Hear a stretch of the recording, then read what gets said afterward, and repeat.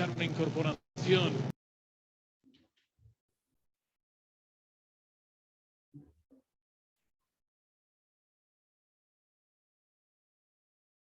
Hola, buenas tardes, ¿cómo están?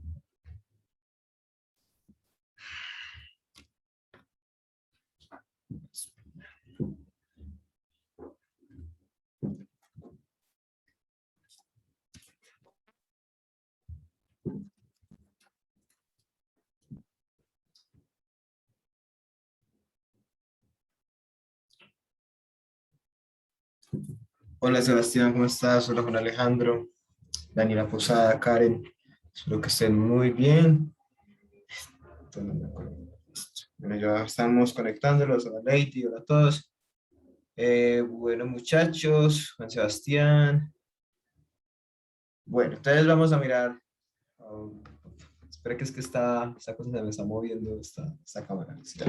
Bueno muchachos, entonces el día de hoy vamos a tratar tres cosas en la clase. La primera es, bueno, nosotros ya vimos el procedimiento para seleccionar bombas. Eh, pues con los ejemplos que hicimos en cada grupo de laboratorio, pues creo que nos quedó más o menos claro, al menos para cumplir con el proyecto. Nos queda pendiente quizás ya hablar de bombas en serie en paralelo, pero realmente ese tema lo vemos el viernes. La idea del día de hoy es terminar los temas que se necesitan o socializar la información que necesitan para poder terminar lo que respecta a la entrega del lunes, ¿cierto? La entrega de pues, la asesoría de la cuarta entrega del proyecto. Listo, entonces hoy vamos a ver tres cosas. Una es cómo se selecciona el motor. O sea, ya estamos en la parte de lo que es la bomba. Si recuerdan que todo eso es un sistema completo, ¿cierto? Está la bomba, fluido, bomba, motor, ¿cierto? Entonces nosotros ya vamos en la parte de acá. Ya tenemos lista pues el fluido, la cabeza del fluido, pues, la cabeza hidráulica o la cabeza. Ya tenemos seleccionada la bomba, ¿cierto? Ya con las particularidades de la bomba ahora nos falta de seleccionar el motor. Para seleccionar el motor es muy fácil, porque por lo general el proveedor que le vende la bomba, le vende el motor, o sea, le vende el sistema completo, motor bomba. Listo, entonces vamos a mirar entonces cómo se hace la selección del motor o qué información debo yo conocer sobre el motor. Por lo general, la mayoría de motores son motores eléctricos. Entonces, los motores eléctricos tienen una eficiencia asociada, tienen un consumo de potencia, un consumo de ampere, pues una corriente. Bueno, esos son datos que necesitamos. Pueden haber motores trifásicos de varios polos, que a la larga eso ni siquiera es de esta asignatura, pues, sino que es, digamos, la forma como se especifican motores. Entonces, por eso es muy sencillo, por eso no ahondamos tanto en eso, sino simplemente el mismo KSB, el mismo Peerless, el mismo Bombas, lo que sea, le va a usted a suministrar información sobre el motor requerido para su bomba, ¿cierto? Él ya le dice a su bomba de 3500 RPM requiere un motor de esto. Entonces vamos a terminar eso, es una parte corta, simplemente indicarles cómo se especifica la información sobre los motores, cómo podemos establecer la eficiencia del motor, que también está tabulada, y darles, mirar como un ejemplito de pronto con alguna bomba KSB, buscar un catálogo, porque ese catálogo que manejamos para seleccionar la bomba es general, ahí salen todas y salen las curvas de todas. Pero yo ya puedo con el modelo seleccionado buscar ya un catálogo o una hoja de especificaciones propia de mi bomba y ahí van a aparecer más información e incluso puede aparecer la información del motor, como cualquier proveedor. Luego vamos a hablar ya como hacer un paréntesis en esta unidad y vamos a mirar otra unidad, otro subtema, que eso no les he enviado las diapositivas, que es de medidores de presión, temperatura y flujo, que es otra parte que deben entregar, ¿cierto? Pero eso es más conceptual. Esto es básicamente, sabemos que la temperatura la podemos medir, por ejemplo, con una termocupla, ¿cierto? Entonces, ¿qué tipo de termocuplas hay? No todas las termocuplas son del mismo tipo. Ahí dependiendo del material del que estén hechas y el rango de temperaturas que ellas permitan medir, pues entonces vamos a requerir una, de tipo J y otros tipos. Entonces vamos a mirar la clasificación de las termocuplas en función de ese requerimiento. Vamos a hablar de medidores de presión. Básicamente los medidores de presión, nosotros ya hemos hablado de medidores de presión en las clases de manometría, cuando hablamos de barómetro, manómetro, vacuómetro. Esto es recordar, en este caso, las presiones que vamos a manejar en el proyecto son presiones por encima de la presión atmosférica, entonces no habría necesidad, por ejemplo, de un bajómetro, no vamos a manejar presiones de vacío. Listo, y algo que sí es nuevo tiene que ver con los medidores de caudal, ¿cierto? ¿Cómo mido el caudal? Entonces, hay diferentes tipos de medidores de caudal. Vamos a darnos cuenta que hay medidores de caudal muy sencillos, que son como tipo placa de orificio, que es colocar una plaquita al interior de la tubería con un diámetro pequeño y evaluar el cambio de temperatura, es como una especie de Bernoulli y con eso puedo sacar el caudal o la velocidad de flujo. Pero también hay otros más sofisticados que se basan, por ejemplo, en lo que tiene que ver con frecuencia, pues con ultrasonido, o sea, unos medidores ultrasónicos, otros medidores que dependiendo de la conductividad del fluido pueden utilizar de pronto ser medidores electromagnéticos, que tienen, por ejemplo, una ventaja, que quizás ustedes podrían considerar esa ventaja a la hora de seleccionar el el o los medidores para el proyecto, y es que ese tipo de medidores no entran en contacto con el fluido, mientras otro tipo de, de medidores como las placas de orificio, algunos de área variable, bueno, ya vamos a hablar de ellos, ellos sí se colocan directamente en la tubería, entonces sí van a tener contacto con el fluido, mientras que electromagnético no, el ultrasonido tampoco, pero hay que cumplir ciertas restricciones o ciertas condiciones para yo poder utilizar por ejemplo, un electromagnético. Por ejemplo, tiene que tener el fluido una conductividad térmica, no una conductividad eléctrica, esto es con conductividad térmica por fenómenos, pero una conductividad eléctrica establecida, ¿cierto? Mínima, para poder decir que el medidor puede funcionar. ¿Listo? Ahí de pronto entonces ya uno mira, bueno, mi fluido no es un fluido que tenga una buena conductividad eléctrica, entonces no podría colocar un medidor de este. Ya esos son un tipo de decisiones. Entonces la idea de esta parte de medidores es como una especie de unidad ahí alterna, pues es más que todo mostrarles los tipos de ahí, qué criterios tengo en cuenta para que ustedes hagan la selección, es precisamente que ustedes ya establezcan cuántos y qué tipo de medidores van a utilizar en el proyecto, ¿cierto? Prácticamente ese proyecto ya está casi que listo. Nos queda faltando el tanque de agitación, que eso ya lo vemos el miércoles de la otra semana, porque este viernes vemos bombas en serie y paralelo, y terminamos bombas, y ya el miércoles vemos mezclado y agitación, y ya con eso queda listo prácticamente todo el proyecto.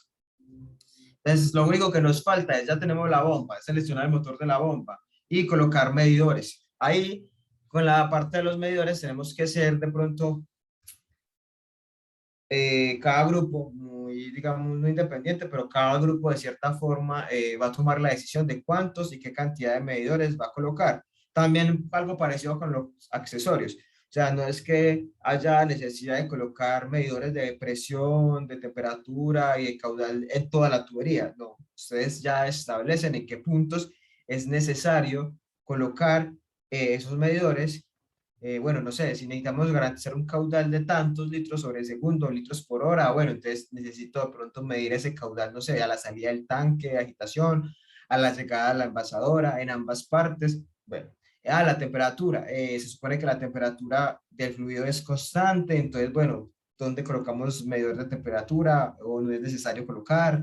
Medidor de presión, ¿dónde será importante controlar la presión? A la salida para que garanticemos que llegue a, no me acuerdo si es 2 PSIG, que es a la que llega a la envasadora, o mejor colocarlo a la salida, o no sé, ya esas decisiones pueden ser de pronto más discutidas por ustedes y ya ustedes evalúan. O incluso puede que digan, no, no necesitamos, no vamos a colocar medidores de temperatura porque no consideramos necesario. ¿Por qué no consideras necesario? Ah, por tales y tales razones. Ah, no necesitamos controlar caudal, no vamos a colocar medidores de caudal porque el caudal tal y tal cosa. O sea, ya eso es algo más eh, propio de cada grupo. Listo. Entonces no está, digamos, uno condicionado a que van a tener que colocar de todos. Pues se supone que uno les explica los tipos de medidores que hay para que ustedes tengan una idea en la hora de que si van a implementar alguno, sepan seleccionarlo. Eso sí, no van a hacer, pues que van a decir, no, no vamos a colocar ningún medidor, pero tienen que justificar por qué no. Listo. Y finalmente, la clase, la última parte de la clase sería algo que les quede viendo al grupo de la una. Pues no es lo que quede viendo al grupo de la una. Fue porque el grupo de las 4 me lo preguntó. Fue Juan Alejandro el que me preguntó lo de la hoja de especificaciones. y ese día pues fue que les expliqué las hojas de especificaciones porque eso no estaba en la clase de la una, pero fue por la pregunta. Entonces haría la explicación de hoja de especificación para que los compañeros que no estaban a las 4, pues sepan cómo llenarla y lo mismo para que las personas del grupo de las 4 que de pronto tengan alguna duda, pues nuevamente la explicaré. Igual la hoja de especificaciones, pues ya se las envié en Word, ya simplemente decirle, pues recordarles, porque eso es simplemente recordarles cómo es que se diligencia esa hoja de especificaciones. Listo. Entonces, no sé, vamos a abrir acá la diapositiva. No sé si de pronto alguno tiene alguna duda antes de que empecemos a mirarlo del motor o algún comentario sobre lo que vamos, sobre lo de bombas o algo que decidir, no sé.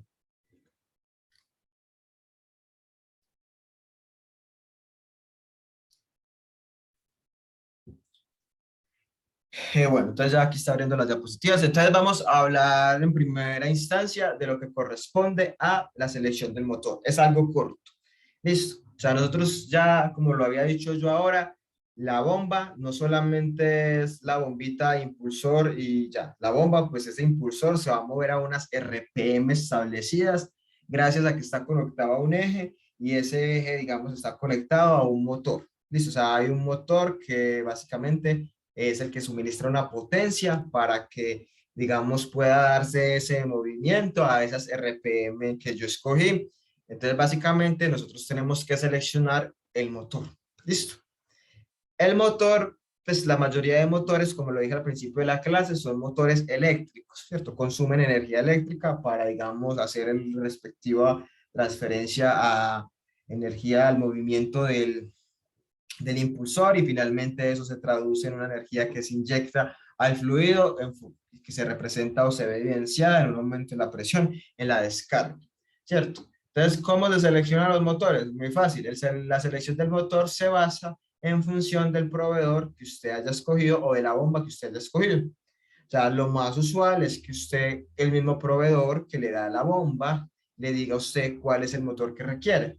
Pues no estoy diciendo que no se pueda, pero pues sería como muy extraño que usted, por ejemplo, tenga una bomba KSB, por decir una marca, y le vaya a meter un motor que le suministró, por ejemplo, Pirles, ¿cierto?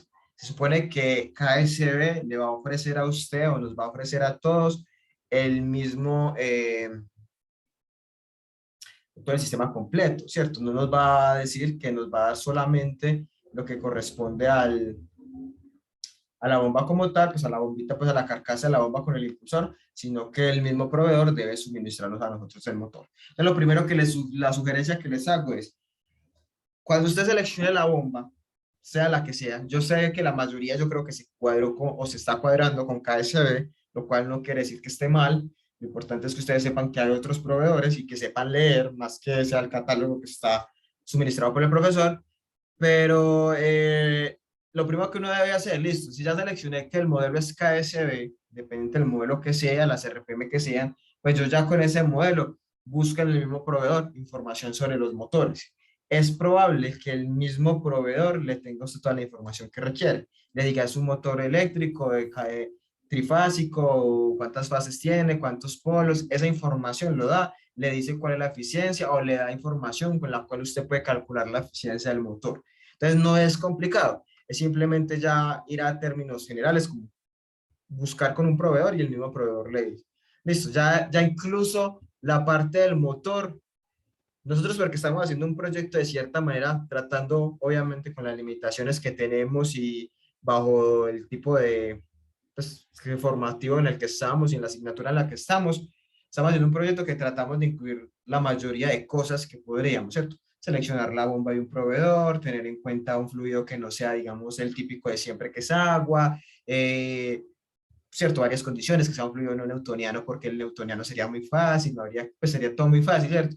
Pero entonces hay cosas que quizás no son, digamos, propias de la asignatura y ni siquiera de la asignatura, ni siquiera de la carrera, ¿cierto? Por ejemplo, pues yo no sé en qué, de pronto no sé en esa materia que se llama electricidad, hay una que se llama electricidad, no sé. En mi época, cuando esa materia la daban, no creo que ahora la da el profesor Milton, pues ahora ya la han como, se ha apropiado el departamento un poquito de ella, pero en mi época era muy general, pues era para varias ingenierías, entonces pues, hablan unas cosas ahí, y uno como que, bueno, no reparaba ni bolas. Pero eso es algo ya de pronto que se va un poquito más allá de lo que es ingeniería química. Obviamente es importante que usted sepa que hay motores, que los motores tienen eficiencia y eso, pero eso iría más allá, ¿cierto? Digamos que hasta fluidos uno diría que sepa seleccionar la bomba, que una persona sepa, o un ingeniero químico sepa que la bomba cavita o no cavita, que no le metan los dedos a la boca, por así decirlo, que, veas que esta bomba es la mejor, es la Super Pro, bueno, pero usted sepa que la bomba debe garantizar ciertas cosas, que debe manejar un caudal necesario, que hay una cabeza de bomba, que eso es solo de su proceso, que, no, venga, yo le vendo este diámetro, el impulsor, ya usted sabe las implicaciones, que es todo lo que hemos hablado, ¿cierto? Eso sí es ingeniería química, eso sí es algo que está relacionado con nuestro quehacer diario y que está relacionado con la mecánica de fluidos, porque todo parte de la necesidad de transportar un fluido de un punto a otro, ¿cierto? ¿Cómo lo transporto? A través de una bomba. Entonces, que usted sepa seleccionar entre una bomba centrífuga y una bomba de desplazamiento positivo, ya sea teniendo en cuenta los criterios generales o alguna herramienta, tipo el gráfico de Arnold y Stewart. De hecho, ayer estuve en asesoría con unos estudiantes del grupo del profesor Elías y ellos tenían otro gráfico que él les pasó para seleccionar bombas, pero era un gráfico diferente al de Arnold y Stewart.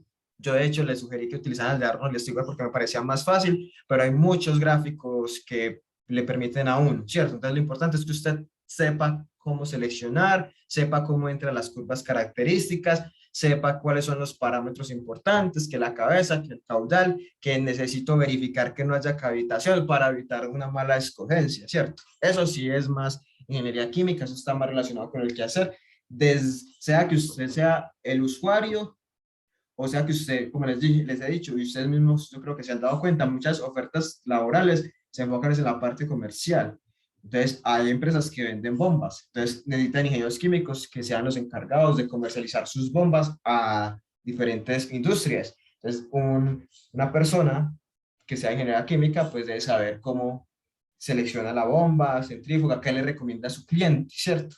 Y no engañar a la gente, qué le recomienda, qué debe tener en cuenta, esas cosas. Ya lo del motor quizás se va más allá, pero como estamos tratando de hacer el ejercicio completo, o sea, especificar no solamente la carcasita de la bomba y el impulsor, que es en lo que vamos, también es importante que vayamos hasta el motor. Listo. También porque ustedes tienen que hacer en la parte del informe final algo asociado a los costos. Y los costos yo los saco es en función de la energía que realmente eléctrica que va a consumir el motor, ¿cierto? Entonces, ahí también es importante que de una vez sepamos cuánta potencia está consumiendo también como en pro de determinar costos. ¿Listo?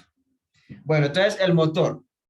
Como dice acá claramente, el proveedor de la bomba es el que recomienda el motor, ¿cierto? O sea, él le recomienda a usted ya el sistema completo, o sea, el sistema motor y bomba.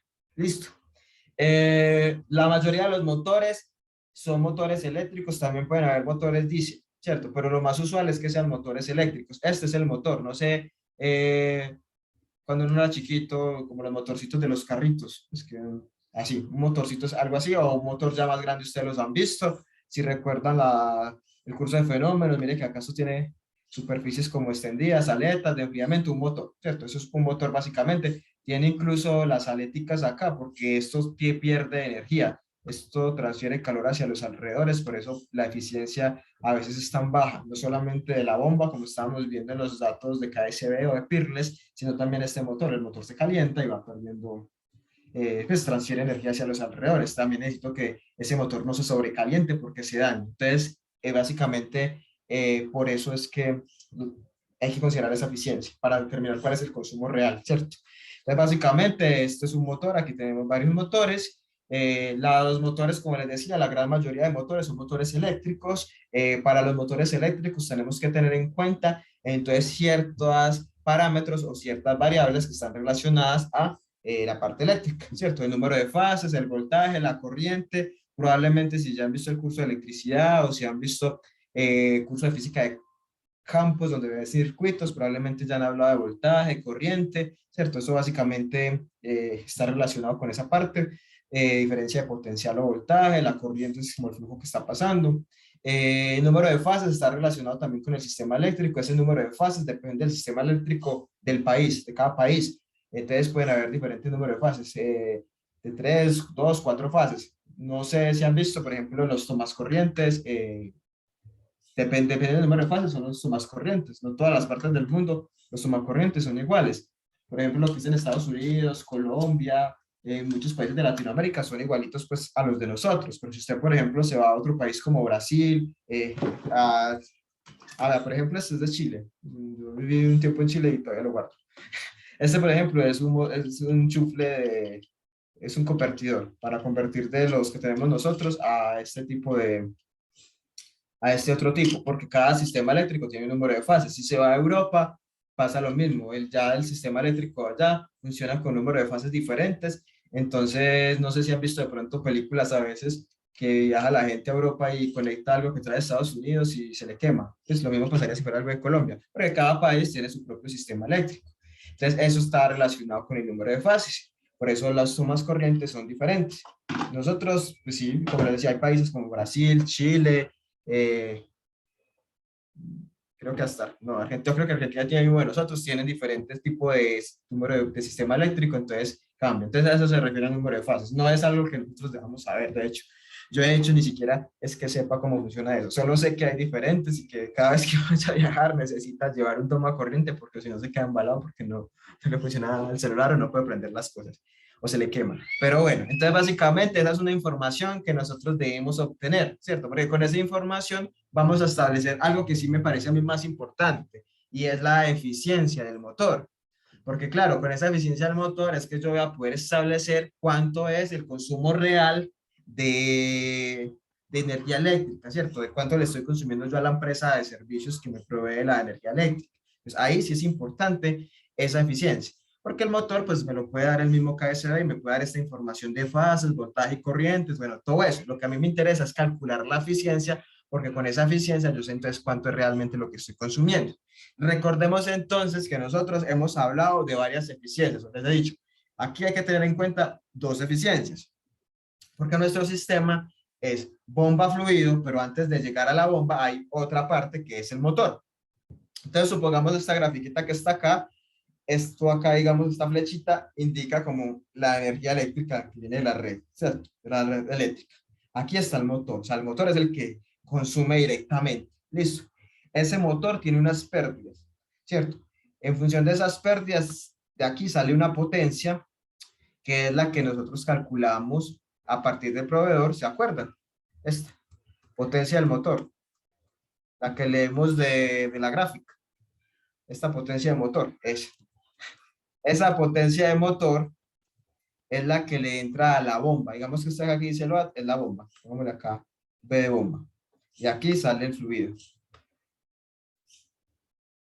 Listo, entonces acá está la bomba. La bomba le suministra al motor una energía que la llamamos potencia hidráulica o potencia de bomba, que ya sabemos que esta la calculamos a partir de la cabeza de la bomba, gamma y Q, ¿cierto? Ya esa la habíamos visto, pero básicamente esta es la potencia hidráulica o la potencia que la bomba le suministra al fluido. Hay otra que se llama potencia de motor, que ya nosotros la sabemos determinar, que es la potencia que el motor le debería dar a la bomba, ¿cierto? Que esa potencia de motor me la da el proveedor. Y acá sale una eficiencia, que es la eficiencia que nosotros leemos del catálogo, ¿cierto? O que la sacamos como PV sobre PM por 100 o es la que ya leímos. O sea, esta parte ya la tenemos. Listo. Lo que nos hace falta a nosotros es determinar cuánto es la potencia que entra acá o potencia suministrada, vamos a llamarla suministrada, o sea, es que es la que él consume de la red eléctrica y la eficiencia de este motor. Podemos llamarla eficiencia de motor como está ahí. Entonces, mire, tenemos que considerar que existen estas tres potencias en todo el sistema completo, o sea, el sistema motor-bomba, existen tres potencias y que existen dos eficiencias. Una, eficiencia de la bomba, que relaciona lo que ella le da al fluido y lo que ella recibió, y otra que se llama eficiencia del motor, que esa eficiencia del motor está relacionada con lo que él se consumió de la red eléctrica y lo que él le pasó a la bomba. ¿Qué nos falta, por ejemplo, a nosotros por determinar de nuestro proyecto? Nos falta por determinar esa eficiencia del motor o esta potencia que consume. Si nosotros ya tenemos la eficiencia del motor, ¿cierto? Y como nosotros ya conocemos esta, porque esta nos la da el proveedor de las tablas y que lo único que tenemos que hacer es leerla y corregirla si la densidad no es uno, ¿cierto? Entonces ya de acá puedo de despejar la suministrada, o sea, la que él está consumiendo. Y ya con esos kilovatios que me den, ya hago el cálculo en función de cuánto vale el kilovatio y ya sé cuántos costos son. O al contrario, puede que ya tenga esta y calculo la eficiencia, ¿cierto? Pues ya tenemos una ventaja y es que ya conocemos cuál es la potencia que ese motor está dándole a la bomba. ¿Listo? Pero esa, el proveedor nos dice básicamente en esas curvas cuánto es la potencia como mínimo que le deben dar ese motor a esa bomba para que ella pueda darle la cabeza que requerimos al fluido. Listo, entonces lo que vamos a centrarnos más acá es enfocarnos en cómo determinar la eficiencia y cómo determinar la potencia suministrada, alguna de las dos, porque teniendo una de las dos, ya puedo hallar la que me falta. Para poder establecer los costos, de una vez anótelo, porque de pronto le sale la duda más adelante, o bueno, que cuando vamos a calcular costos, por ejemplo, nosotros debemos determinar el costo asociado al consumo de energía eléctrica que está haciendo nuestro sistema.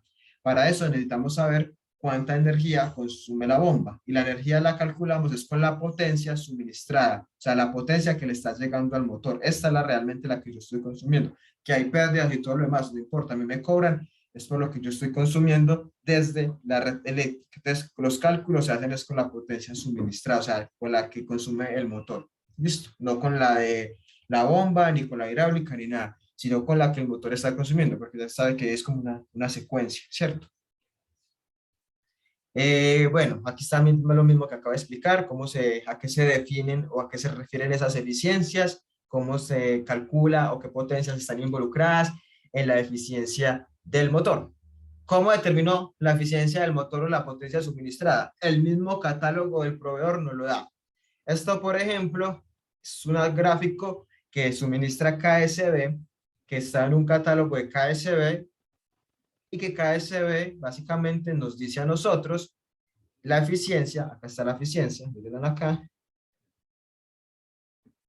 o este factor, pues también lo podemos calcular así, nos da la eficiencia, por ejemplo, para bombas de 50 Hz, en función de la potencia del motor, o sea, la que leímos de la gráfica, en función de eso yo puedo determinar la eficiencia. Vengo acá y leo cuál sería la eficiencia.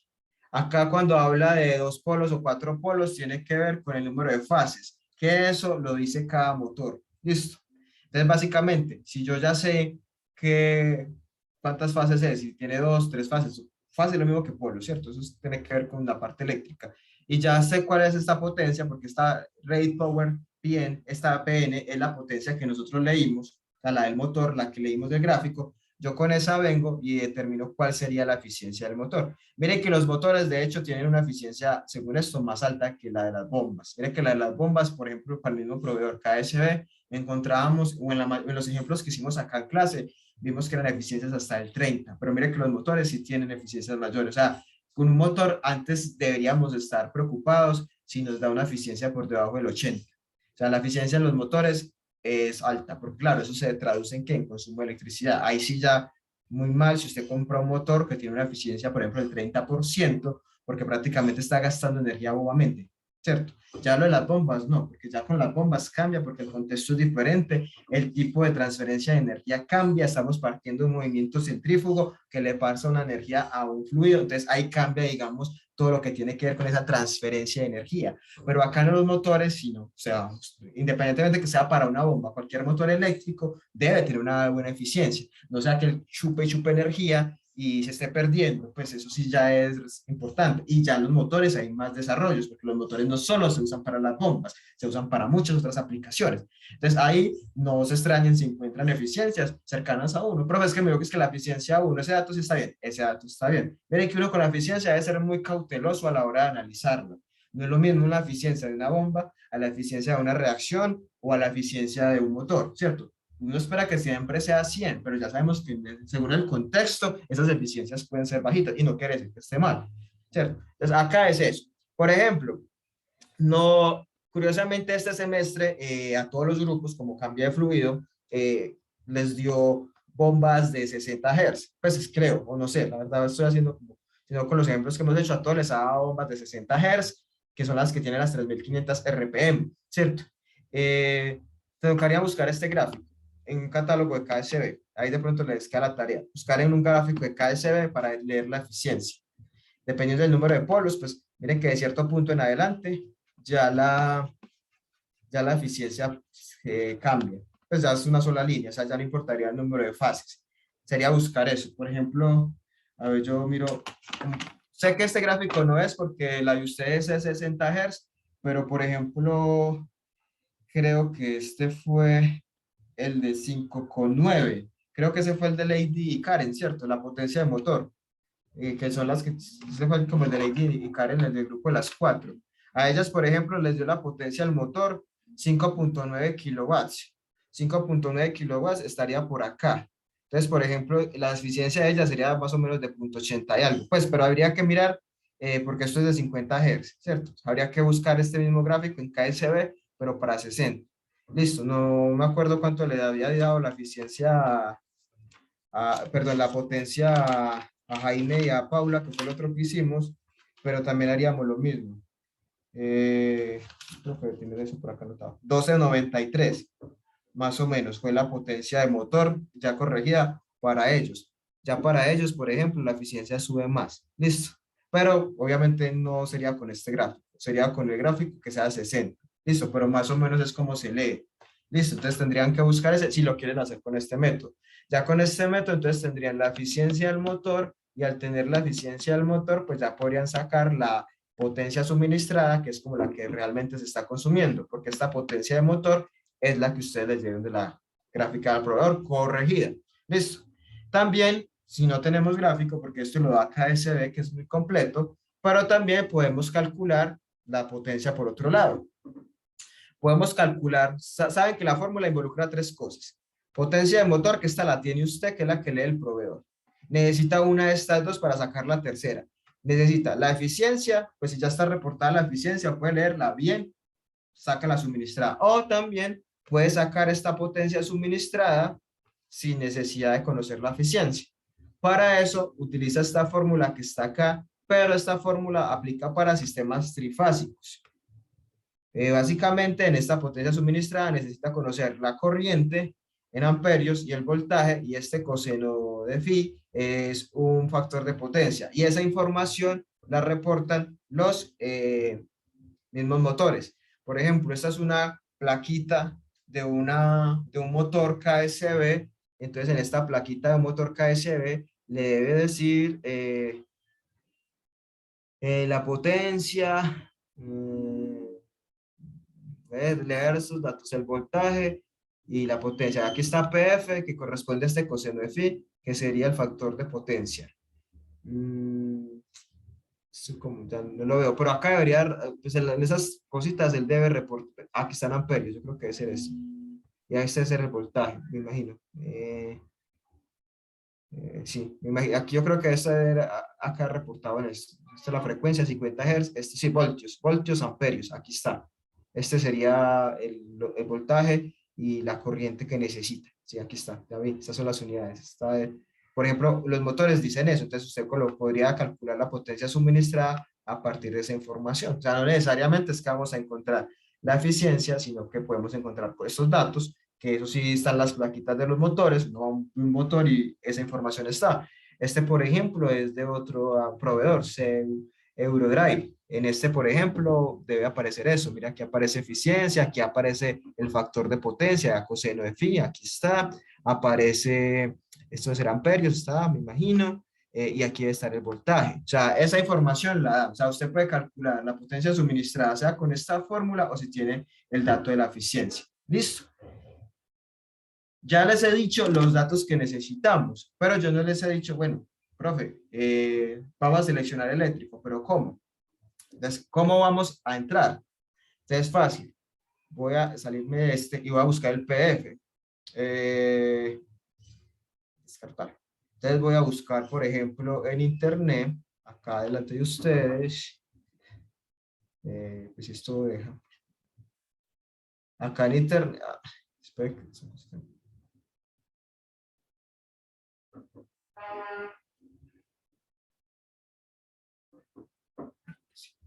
Va a buscar, por ejemplo, el modelo KSB que le dio a Lady y a Karen, ¿cierto? Que aquí estamos, aquí vamos a anotar el modelo. Por eso fue que yo anoté la clase anterior tanto, todo eso. Es el 25, 200, eh, ese fue el modelo que les dio a ellas, KSB. Preferible buscar en inglés porque saben que eh, eso se encuentra más fácil. Ese fue el modelo que le dio, por ejemplo, al grupo de Lady y Karen. El 25200, una bomba KSB de 60 Hz. Listo. Entonces, por ejemplo, acá sale bomba estandarizada, KSB. Bueno, habría que buscar cuál es el que corresponde a el que ellas buscaron. Eh, Vamos a mirar si es como por ver. Lo importante es que salga información sobre el motor. La búsqueda puede ser incluso fácil o no, pero ya es como por colocarles cómo busca uno. O sea, ya con el modelo que seleccionaron, buscan, digamos, como la hoja de especificaciones propia de ese modelo nada más. No, digamos, el general, que es como el otro gráfico donde están las tejas. Eh, Este es como el mismo que yo tengo, ¿cierto? Sí, este es el mismo de tejas. Pero pongámoslo, hagámosle a ver la prueba. Pongamos motor. A ver si aparece información sobre el motor. Bueno, acá dice un KSB y ese frame motor. Esta puede ser la referencia del motor. Usted puede buscar con esta referencia del motor. A ver si sale más. Bueno, y aquí salen diferentes motores de los que ellos venden, ¿cierto? Pero yo creo que nos podemos guiar con esto. KSB y ese frame estándar. A ver si sale directamente cuál es. ¿Listo? Entonces sale drive y sale el motor. Ese sería como el motor que requiere o que ellos recomiendan. Entonces me voy con esto. A ver si sale específicamente eso. Acá miremos.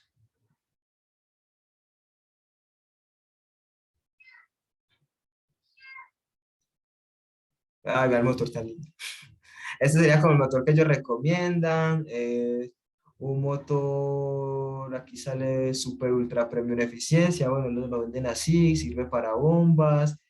Aquí está, mire, es un modelo de tres fases, o sea, un modelo trifásico que opera entre 380 y 480 voltios. Ya tienen eso. Vamos a ver qué otra información. El motor es controlado, bueno, dice todas las maravillas del motor, las aplicaciones. Acá vamos a ver si en esa documentación del producto está. Mire que el mismo KSB le dice qué motor KSB es el recomendado. Entonces usted pues, se va a ir con la información del motor. Aquí está, perdón, es acá. Vamos a ver en descripción técnica qué sale. Vamos a mirar este PDF a ver pues, qué sale. Pero mire que se puede buscar así. Entonces ya ustedes tienen que buscar para la bomba que seleccionaron, sea KSB o sea Peerless, como un catálogo ya o una hoja de especificación propia de cada una de ellas. Y ahí le va a salir la sugerencia de cuál es el motor que requieren. Lo importante del motor, pues aparte de decir qué es el motor KSB Supreme A, es buscar la información que le vaya a permitir a usted establecer la eficiencia, sea que le den un gráfico de eficiencia o sea, por ejemplo, la información de la potencia, el voltaje, algo así para calcular usted la potencia suministrada. Listo, entonces miremos, por ejemplo, aquí está el motor. eh, es un motor de esa información, la necesitan a la hoja de especificaciones. Cuando dice, por ejemplo, a ver, yo veo las RPM, bueno, aquí está también la 3000, bueno, variante. eh, Muy eficiente, dice que tiene una eficiencia del 95% según él. Podemos incluso trabajar con ese dato. Eh, no sé si sale información sobre la corriente. Eh, pero sale como 1500 RPM. Habría que buscarlo en función de las RPM de ustedes, que es 3500. Pero bueno, en esa información sobre el motor, en alguna parte debe salir la potencia que consume o la eficiencia, y ya con ese dato trabaja. ¿Listo? Porque es como ya propiamente el catálogo del motor. ¿Listo?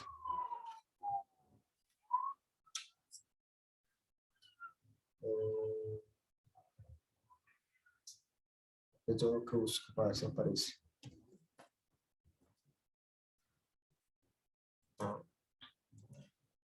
Eficiencia.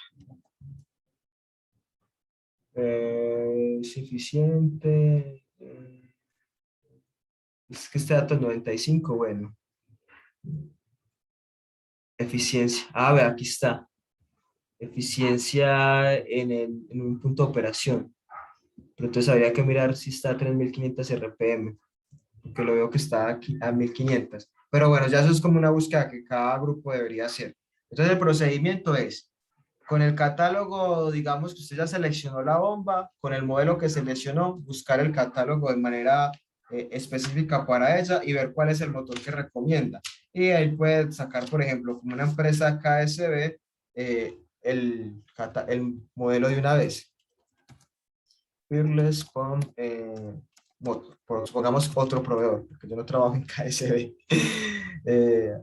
Si se escribe así, Peerless, ponemos moto, vamos a ver.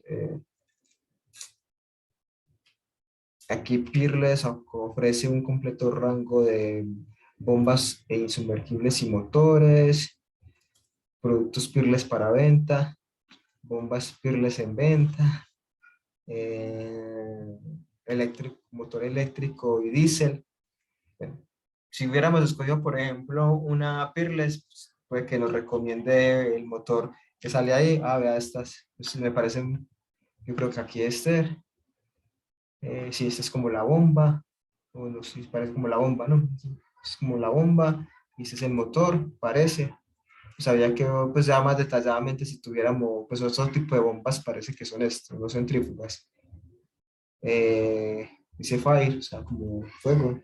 Pero bueno, ya uno busca cada proveedor y cada proveedor le debe dar información respecto a eso. Listo, lo más importante es que ustedes identifiquen información que vamos a necesitar más adelante que corresponde a la eficiencia o a la potencia que realmente está consumiendo el motor. Listo, entonces miren que no es complicado. Si usted ya hizo la selección de la bomba, el mismo proveedor le va a decir.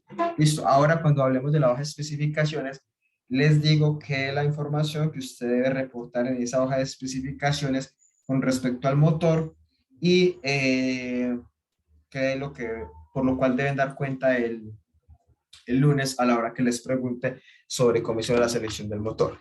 Listo. No sé si tengan alguna pregunta, algún comentario sobre lo que hablé, algo que no les haya quedado claro. Sí, no sé. ¿Algún comentario, algo por decir?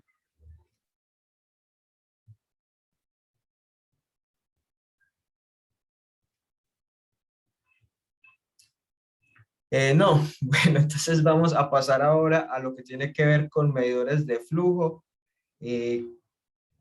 eh, temperatura y presión. Más que todo enfocarnos en la parte de medidores de flujo. Listo. ¿Qué es lo que no hemos visto?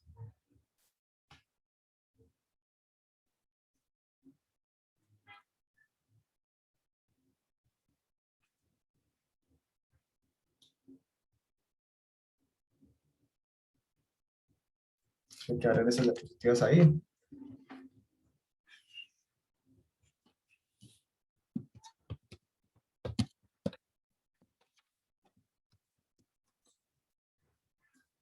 Pero mientras van abriendo las, bueno, ya abrieron esas diapositivas.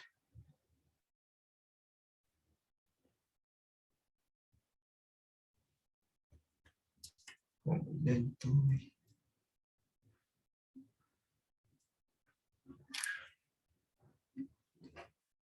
Entonces, básicamente, nosotros necesitamos controlar o conocer o monitorear en cualquier proceso que involucre transporte de fluido tres variables fundamentales.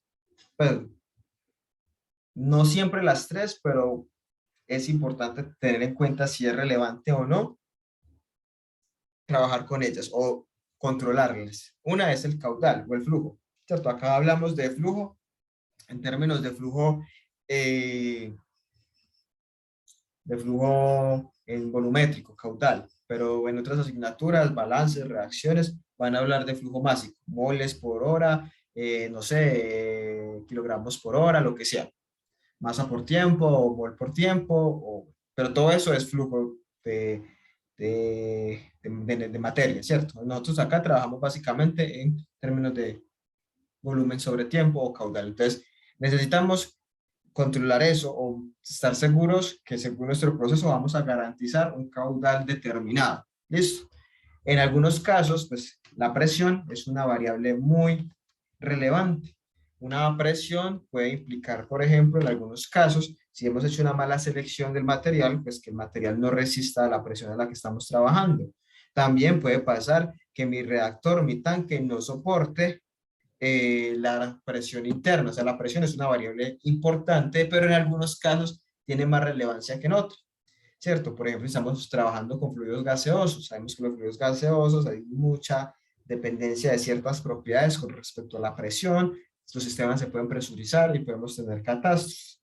En flujo, digamos, de fluidos líquidos, pues quizás la presión es poco probable que varíe. Nosotros sabemos que en nuestro problema, en nuestro proyecto, la presión va a variar básicamente debido a unas pérdidas de energía que hace que la presión disminuya y que va a aumentar debido a una bomba. Entonces, por eso es que cuando hicimos el cálculo de la cédula, lo hicimos con la presión de la descarga, que se supone que es la presión más grande de todo el sistema, para garantizar que la cédula satisfaga ese requerimiento y no haya problemas con eso. La temperatura es otra variable que en ciertas condiciones, una reacción química que se va a llevar a la temperatura constante, entonces debo estar ahí pendiente de la temperatura y no solamente pendiente de la temperatura, sino que establecer alternativas para, digamos que en el caso que ella sufra alguna variación, nosotros poder contrarrestar esa variación y controlarla en un valor fijo. En el caso de nosotros, por ejemplo, yendo a este contexto del proyecto que estamos desarrollando, no es tan relevante controlar temperatura, porque realmente en ninguna parte hemos hablado de que vamos a poner una chaqueta de enfriamiento o un aislante para que eso no sufra. No, estamos asumiendo que la temperatura es 25 grados centígrados en todos los puntos. O sea, que las variaciones que haya en la temperatura podrían ser mínimas y estarían asociadas quizás a condiciones más externas, a la temperatura del punto donde esté, de la planta donde esté el fluido, esas cosas, pero realmente no hay como una condición que uno diga que vaya a hacer que la temperatura del fluido aumente, ¿cierto? En otras situaciones, sí. Entonces, básicamente, los criterios para tener en cuenta el flujo, los medidores que necesito para establecer el valor del caudal o flujo, la presión y la temperatura, están muy ligados es a la naturaleza del proceso que nosotros estemos llevando a cabo, ¿cierto? No aplica para todos. Entonces, por eso es importante que nosotros establezcamos en qué punto es requerido o no colocar un medidor, ¿cierto? Usted podría decir que no va a utilizar medidores de velocidad, pues de caudal. No sé, porque cómo me garantiza a mí que el caudal que está llegando a la envasadora es el que yo le pedí, ¿cierto? Entonces, al menos uno en algún punto. No estoy diciendo que llene eso de medidores, pero bueno, ya es eso, cambio. De pronto en otro contexto no sea necesario. Lo mismo con la temperatura y la presión. Listo, entonces vamos a hablar primero de los medidores de caudal o flujo. Ya saben que hay flujo caudal, básicamente es una unidad para medir el flujo, solamente que está en unidad de volumen, ¿cierto? Es flujo volumétrico. También hay másico y hay otro. Entonces, hay diferentes tipos de medidores que básicamente su uso va desde equipitos sencillitos como tipo placa de orificio, que ahora vamos a hablar de la placa de orificio, cositas así, yo creo que estos de pronto los pueden haber visto, hasta algunos más sofisticados como estos, que por ejemplo se basan en transferencia de ondas de ultrasonido, a través de diferencia de potencial, electromagnéticos, otro que se llama Coriolis, son más sofisticados, tienen involucrados diferentes principios de la física ahí para establecer diferencias de potencial, un campo que se arme ahí para determinar el flujo, el paso de ondas de ultrasonido, o sea, son los más sofisticados que hay, pero el hecho de que sean más sofisticados, por un lado, va a tener muchas ventajas porque va a dar mayor precisión, mayor exactitud a la hora de establecer la medida del flujo, pero también va a tener el otro aspecto que nos importa también a nosotros, hacer proyectos o procesos que sean eficientes también en términos económicos, o sea que no vamos a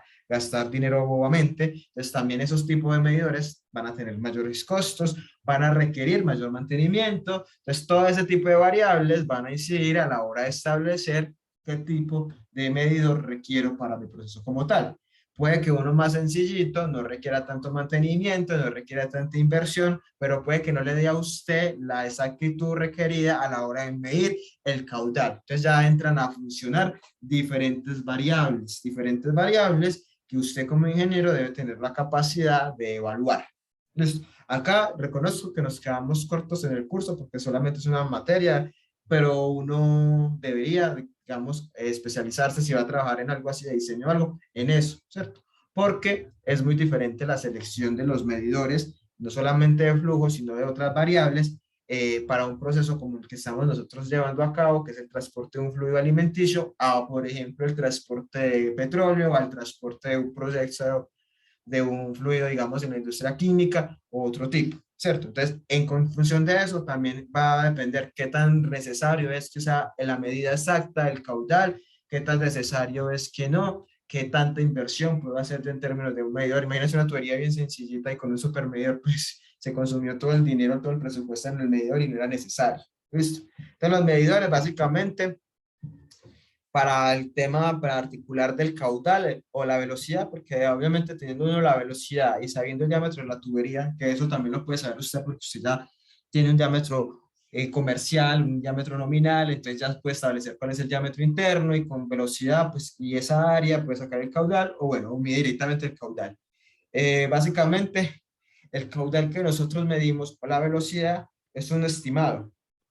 Si ustedes recuerdan el curso de fenómenos de transporte, sabemos que la velocidad no es la misma en todos los puntos de fluido, dependiendo pues del régimen de flujo que tengamos. Que esa velocidad va a depender de la posición. Para eso era que nos desgastábamos sacando perfiles de velocidad en función de la posición, ¿cierto? Porque no es la misma la velocidad puntual cuando está el fluido cerca de una superficie sólida a cuando el fluido se encuentra en el centro. Por ejemplo, suponiendo el fluido de arriba o si está en régimen laminar o si está en régimen turbulento. Entonces, lo que realmente nosotros, o con la velocidad con la que nosotros trabajamos, o la velocidad que hemos calculado siempre en nuestros Bernoullis, en nuestros proyectos, en nuestros ejercicios, es como una especie de velocidad promedio, porque no estaría como fácil uno empezar a evaluar velocidad punto a punto, entonces no, uno trabaja con una velocidad promedio, que es la velocidad media, que también vimos cómo se calculaba. Entonces, la medida del caudal también es una medida del caudal medio, ¿cierto? Porque sabemos que ese caudal depende de la velocidad y el área. Entonces, si la velocidad depende de la, pues varía en función de la posición, entonces el caudal que yo estoy estableciendo es un caudal promedio, es un caudal medio, ¿listo? Que es lo más aproximado para poder, digamos, modelar o describir todo el comportamiento del fluido.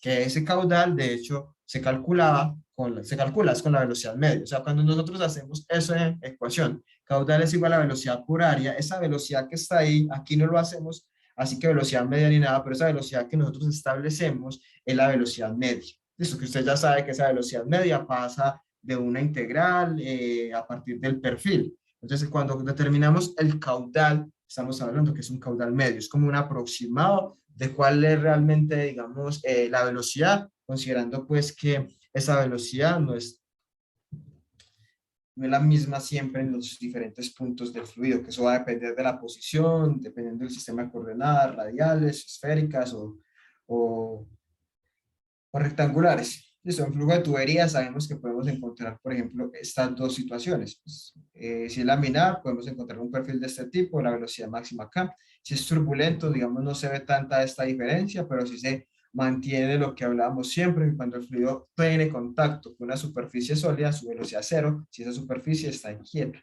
¿cierto? Entonces, básicamente, entonces, el caudal es una medida promedio, es un caudal medio, pero es el que se usa en este contexto macroscópico. Recuerden que los fenómenos estos casos, básicamente fluidos, es fenómenos de transporte, fenómenos de momentum, transferencia de momentum, pero en el contexto macro. Listo, esto es macroscópico. Cuando veíamos un momentum era micro. Va a pasar lo mismo el otro semestre en calor. Van a haber fenómenos, operaciones de transferencia de calor, que es el contexto macro, a partir de sus conocimientos de la parte micro, que fue la que se vio en el curso anterior, y así con más.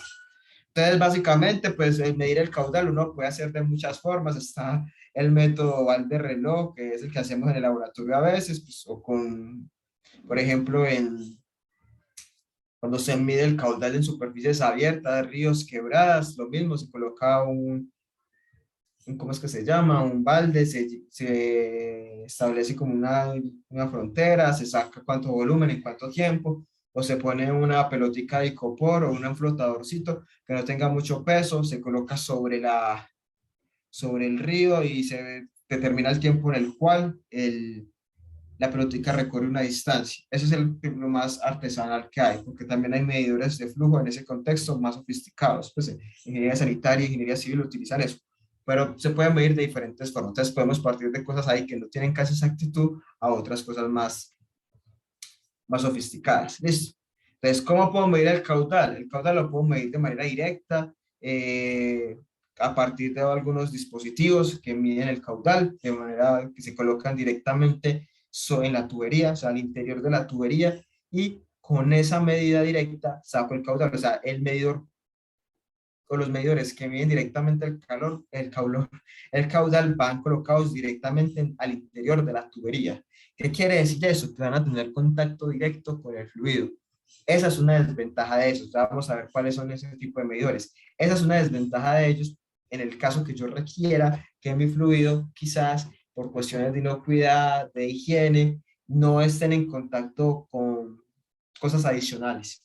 ¿Listo? Entonces, ese es uno que se puede usar y me mide directamente el caudal y que básicamente tienen esa desventaja. Incluso pueden ser los más económicos.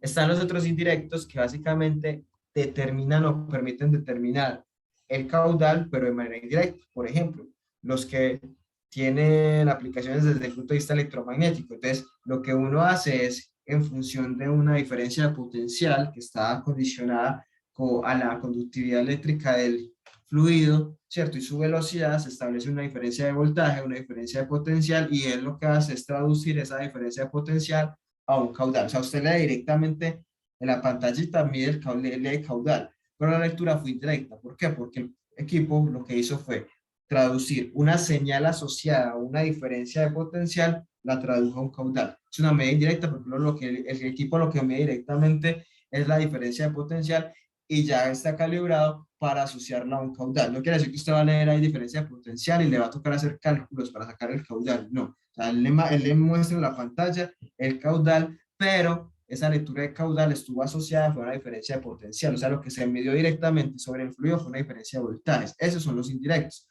Mientras que los otros, lo que leen directamente es el caudal que está ahí, o la velocidad. Por ejemplo, hay unos que se basan en la diferencia de presiones. O sea, lo que mide es la diferencia de presiones entre dos puntos y ya uno puede aplicar un Bernoulli, un balance de energía y establecer velocidad o caudal. ¿Listo? O sea, esa es la diferencia entre medidas directas e indirectas. O sea, indirecta es que usted lee otra variable, pero la traduce o la lleva a términos de caudal, mientras que la directa lee directamente velocidad o lo que sea. ¿Listo? Tenemos entonces varios tipos de medidores. Están entonces los dispositivos de presión diferencial. Son los más utilizados en la industria. Básicamente casi toda, pues, como lo dice en la diapositiva, aproximadamente el 70% de los medidores a nivel industrial son de ese tipo. ¿Cómo así que de presión diferencial? Lo que se mide es una diferencia de presiones entre dos puntos. Al establecer esa medida, esa diferencia de presiones, usted puede establecer cuál es la velocidad. Profe, ¿cómo puedo establecer entonces la velocidad o el caudal conociendo la diferencia de presiones? Haciendo un Bernoulli entre los dos puntos en los que usted estableció la diferencia de presiones, tiene el delta de P, asume la altura constante y ya mira en función de diámetro o algo las velocidades. El más usado es la placa de orificio. Esto es una plaquita de orificio. Es una plaquita que tiene un diámetro más pequeño que el diámetro de la tubería y que se inserta a través de la tubería. Eso es un medidor de, de caudal o de velocidad que se basa en una diferencia de presiones. Se basa en, claro, está la placa, lo que pasa antes y después de la placa. Mire, estas es como las líneas de fluido, ¿cierto? Que vienen por acá. Al haber acá la placa lo que hace es reducir el diámetro, entonces ya va a cambiar su velocidad. Listo, entonces lo que se establece es, bueno, cuánto es la presión antes de la placa y cuánto es la presión después de la placa. Y con esa relación de presiones, entonces ahí tengo el delta de P, asumo la altura constante y teniendo en cuenta el diámetro de la tubería y el diámetro de la placa, puedo establecer una relación de velocidades porque el caudal es el mismo y ahí puedo sacar las velocidades en función de lo que tenga. Listo. La placa de orificio, porque puede que alguno se lo esté preguntando y es, Profe, ¿cuál es la diferencia entonces entre la placa de orificio y una contracción o una expansión? Porque se está reduciendo el diámetro. La placa de orificio es como está ahí en esa imagen, delgadita, para evitar que haya pérdidas por accesorios. Mientras que cuando tenemos una contracción, pues ya hablamos de o una contracción súbita, o sea que de una vez cambia el diámetro, o una gradual. Esas son grandes. Aquí la placa de orificio es básicamente, no es que es, bueno, más o menos un poquito más, después un poquito mayor que esta regla. O sea, son delgadas, porque ahí lo que se busca no es que haya como un accesorio y genere una pérdida, sino solamente evaluar ese cambio de presión asociado a ese diámetro. Claro, si fuera un accesorio más grande, fuera es como el espesor, sí, más espesor, entonces es más grande el accesorio. Entonces, básicamente, habría que considerar que si hay un cambio de presiones, ese cambio de presiones también estaría posiblemente asociado a esas pérdidas por tipo accesorio o a la fricción de ahí. Entonces lo que buscamos es que esa placa sea lo suficientemente delgado para yo poder evitar o poder despreciar cualquier tipo de pérdidas y pueda plantear acá un Bernoulli ideal que me permita entonces relacionar las velocidades y ya ahí puedo establecer el caudal. Ese, por ejemplo, es la placa de orificio, que es muy utilizada. Entonces se basa es que en la medida de las presiones antes y después de, de la placa. ¿Cierto? Que la placa lo que hace es reducir el diámetro que viene, entonces en función de eso ya sabemos que cambia la velocidad. Ventajas, eso es muy sencillo de construir, son baratos, es simplemente una plaquita y ya no tiene nada más, es fácil de entender, yo creo que ya todos entendieron cómo se hace el Bernoulli, que se tiene en cuenta, qué costos hay, se pueden elaborar de diferentes materiales, pues son costos baratos, se pueden elaborar de diferentes materiales, entonces lo puedo utilizar en casi todos los fluidos, independientemente si son corrosivos o no, pues yo ya busco el material apropiado. Pérdidas o las desventajas, ¿no? Pues uno puede asumir que el Bernoulli es ideal, que es lo que la mayoría hace, pero siempre está como el riesgo que puede haber unas pérdidas. Si usted lo deja ahí dentro de la tubería, va a tocar entonces o quitarlo o él se va a ir deteriorando con el tiempo. Y no es que sea, digamos, una medida muy precisa, porque de todas maneras tienen ciertas suposiciones o ciertas condiciones. Sin embargo, es muy utilizada. ¿Por qué? Porque muchos procesos no tiene, digamos, no tienen, digamos, una relevancia grande que mi caudal lo de no exacto, sino que lo de con cierta desviación, con cierta incertidumbre. Listo, hay varios tipos de medidores similares a esta. Está la placa de orificio, está este que también es conocido por ustedes, que es el tubo Venturi. Es lo mismo, hay una contracción, un cambio de diámetro, es lo que se mide la presión antes y después, solamente que este es más alargadito que la placa de orificio. Está también, bueno, aquí el Venturi, ese también ya lo habíamos visto. Está este que se llama una tobera, que también tiene una disminución. Aquí está la disminución en el diámetro. Esta es la forma como está la tobera. Miren que es diferente a la placa de orificio. La placa de orificio es esta que se introduce sobre pues al interior de la tubería. El Venturi vemos que forma o está conformado por un diámetro, una garganta, una contracción y vuelve nuevamente a recuperar el diámetro. Acá vemos la tobera, que la tobera lo que se ve realmente se da acá como una especie de cuello cilíndrico al interior. Entonces, mire, ¿dónde va a haber más pérdidas? Acá, acá o acá. O sea, el que tiene menos pérdidas de carga o menos pérdidas de energía sería este, porque realmente es más pequeño.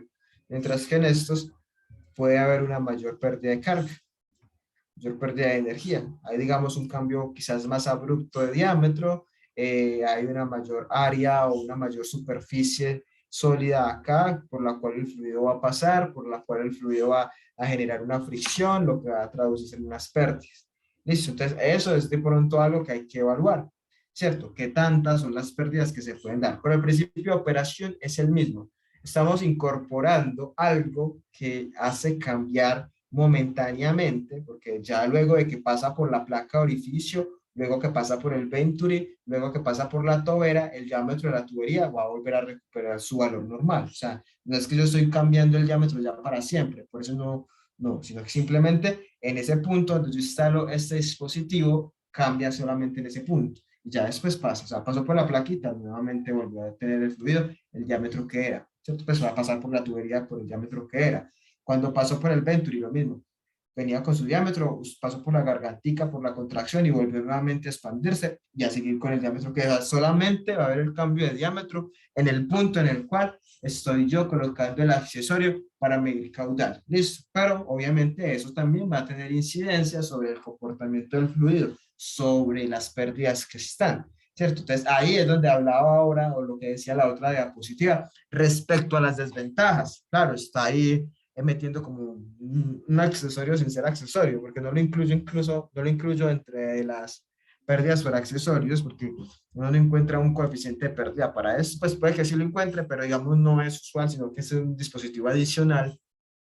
Pero entonces ahí estamos introduciendo algo adicional que va a estar en contacto con el fluido y que va a tener, digamos, incidencia sobre las pérdidas. ¿Listo? Y además, pues si es un fluido que requiera de cierta salubridad, de cierta inocuidad, de ciertas condiciones de higiene, un producto alimenticio quizás, ahí va a ser de pronto más negativo, va a tener una connotación negativa el hecho de que haya al interior otra parte, otro, sí, que vaya a contacto con otro tipo de superficie. Entonces habría que garantizar que sea el mismo material, no sé, de pronto entonces también hacerle un mantenimiento al dispositivo para estar, digamos, limpieza, haciendo algo para evitar de pronto algo que ponga en riesgo la calidad del producto, ¿cierto? Acá, por ejemplo, están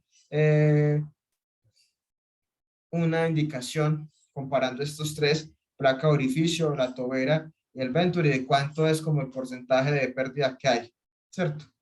En función del cambio de diámetro.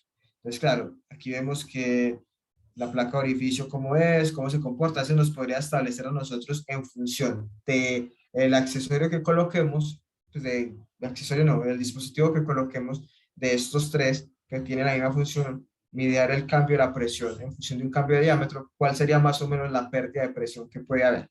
Para tener en cuenta eso, porque como les estaba diciendo, eso genera pérdidas, ¿cierto? Ya dependiendo de cuánto es el tamaño, de cuánto es el cambio o la relación del cambio de diámetro, pues con el que venía y con el que pasó por el dispositivo de medición, cuánto, digamos, es el cambio de la presión para establecer más o menos en qué rangos puedo trabajar con ellos.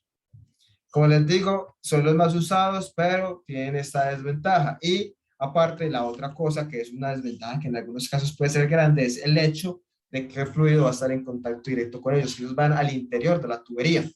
Acá tenemos otro medidor que se llama el tubo pitot. Creo que el tubo pitot también habíamos hablado, que es un tubo de esta forma, que el tubo también se introduce sobre la tubería. Y aquí hay como una especie de juego de dos cosas, de presión estática y de movimiento de fluido.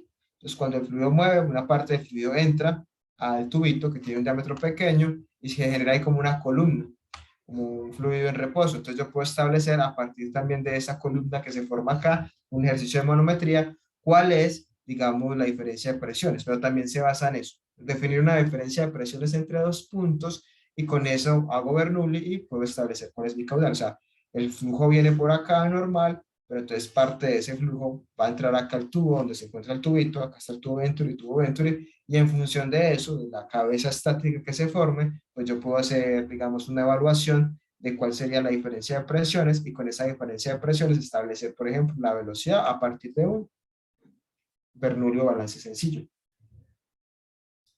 Pasa lo mismo que con los otros medidores. Tiene el mismo principio de operaciones, evaluar una diferencia de presiones entre dos puntos, pero también va a introducido o se introduce a través de las tuberías. Este, por ejemplo, se utilizó por allá en Francia para medir el caudal del río Sena en París. Pues allá fue donde se descubrió o se implementó por primera vez, pero obviamente ya se ha vuelto más sofisticado. Estos son un tipo de medidores, ¿listo? O sea, que se basan en, digamos, una presión, establecer una medida de una diferencia de presión entre dos puntos del fluido, pues de la trayectoria que sigue el fluido, ya sea a través de una variación del diámetro, que son estos tres, placa de orificio, Venturi y tobera, cada una con su respectiva características.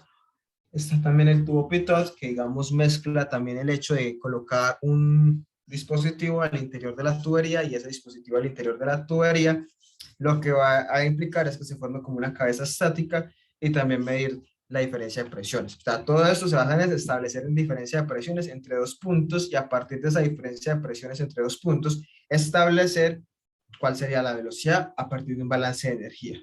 No tienen, digamos, la exactitud que tienen otro tipo de medidores, de los que vamos a ver más adelante, por acá, electromagnéticos, o ultrasonidos o Coriolis, pero, digamos, funciona en muchos casos. No necesitamos tanta precisión, no necesitamos tanta exactitud, no tiene ninguna implicación sobre el fluido, el hecho de que haya ahí la presencia de ese dispositivo, no hay tanta pérdida de energía, bueno, lo podemos utilizar, ¿cierto? Y son más baratos, más accesibles, se pueden hacer de diferentes materiales, no hay ningún problema. Están estos otros medidores que probablemente puede que los hayan visto en algún laboratorio. Este primero que está acá es de este tipo, este muñequito que está acá, que son los medidores de área variable o rotámetros. El medidor se coloca al costado de la tubería. Entonces, digamos que esta es la tubería principal y por acá hay una conexioncita y por acá vuelve y se mete. Y parte del fluido va a entrar por acá, no todo, pues el fluido va por acá, entonces una pequeña porción de fluido va a entrar a través del medidor, del caudalímetro, y el caudalímetro en la parte interna tiene un flotador, un elemento que flota, ¿cierto? Entonces, cuando el flujo pasa por el medidor, entonces lo que va a hacer el flujo es tirarlo hacia arriba, como una especie de fuerza de arrastre, ¿cierto? Lo va a arrastrar. Pero el mismo flotador pues, va a tratar de contrarrestar eso, pues no el flotador, sino el hecho de que él tenga una masa, entonces debido a la acción de la gravedad va a tratar de contrarrestar ese empuje que le está generando el fluido, ese arrastre que le genera el fluido cuando pasa por él y digamos se equilibra. Y ahí cuando se equilibra, en el punto en el que queda fijo, uno puede leer cuál es el valor y está la escala. Eso es un medidor de área variable. Se llama área variable porque el área de este ducto cambia. Entonces, al cambiar el área del ducto va a haber una incidencia sobre la velocidad. Pero básicamente, entonces, son de este tipo, se conectan a la tubería, pero mire que él no se conecta, no se mete directamente. Solamente una parte del fluido va a estar pasando por acá. ¿Listo? Entonces ahí, por ejemplo, uno lo consideraría como una pérdida. ¿Listo?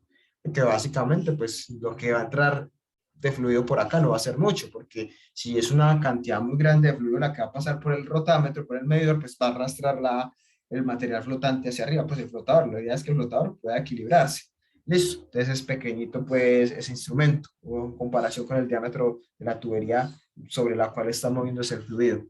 Eh, Sí, básicamente es eso. Entonces pasa el fluido por el medidor y trata de arrastrar el flotador. El flotador, digamos, pues hay un equilibrio de fuerzas en considerando el peso. Entonces él se equilibra, entonces donde se equilibra, al lado hay una escala. El hecho de que el área sea variable, pues el área de flujo, que es lo que muestra acá, digamos, contrarresta o favorece el hecho de que la velocidad del fluido cuando va pasando por el medidor se cambie, ¿cierto? Porque se está cambiando el diámetro o el área transversal y va a favorecer entonces para que se alcance, digamos, a estabilizar el flotador, el medidor. ¿Listo? Cuando estamos en estado estable, pues ese medidor, la idea es que no fluctúe mucho su movimiento, que se quede quietecito. Es una desventaja, también está relacionada con la exactitud, porque él puede moverse así, o usted hace la lectura, entonces la escala puede que no quede bien. Listo, pero entonces es más o menos acá. Entonces el fluido vendría por acá y por acá sale. Entonces, ese es otro medidor. Pues hay que hacer algunos cálculos o, bueno, determinar, por ejemplo, áreas y eso, pero se puede utilizar. El fluido no puede ir a mucha presión, porque lo mismo, si el fluido entra a mucha presión, va a mover el flotador de manera muy grande, no tiene casi precisión, pero se puede utilizar. Es cierto, aplica más en todos los casos en los cuales no necesito un valor de caudal muy exacto, diría yo. Y que no vayamos a trabajar con caudales muy altos ni presiones muy altas, pues porque él va perdiendo de cierta manera precisión, exactitud y de cierta forma, pues necesitamos garantizar que este flotador, pues sí sea, digamos, susceptible a cambios de caudal y que se pueda mover en un rango establecido, no que el caudal sea tan alto y sobrepase la escala para la que está, pero su precio es barato, o sea, son baratos, entonces se pueden utilizar en algunas aplicaciones. Transporte de agua, que es un fluido muy viscoso, también tendríamos tener alguna incidencia sobre el flotador o la resistencia que haya al fluido a sobrepasar ese obstáculo. Entonces, se utilizan, por ejemplo, en el caso de tuberías en las cuales estemos transportando fluidos poco viscosos, sistemas con agua, y que el caudal no sea tan necesario establecer un valor tan exacto, o que sea un caudal, digamos, moderado y que se pueda leer. Listo. En el laboratorio de unitarias hay varios equipos que tienen de estos, pero es para las prácticas y para mostrarles. Y también está la placa de orificio, pero ahí está, es como una aplicación y es muy común a veces verlos, pero también en más que todo tubería de redes de acueducto, transporte de agua potable o aguas residuales, porque ahí sí se puede. Están estos otros que ya cambian la operación, se llaman flujómetros de desplazamiento positivo, que básicamente está aquí, es como este que está acá, tipo turbina, o como el cortador de agua que tenemos en la casa, que ese se llama un contador de chorro único, pero tiene la misma operación que este tipo de flujómetros de desplazamiento positivo. Básicamente el fluido pasa a través de una cámara, mire por acá, una cámara, y al medida que va pasando va haciendo que se mueva esta parte interna. Pueden ser engranajes, o puede ser un disco, o pueden ser esto que se llama doble hélice, trilobulada, porque tiene tres cositos, los tres, esos son los lóbulos. Entonces, está el medidor, que es como una especie de cámara, que está acá. Ahí tiene las partes internas, que pueden ser el disco o engranaje, o el impulsor de doble hélice, o una turbina.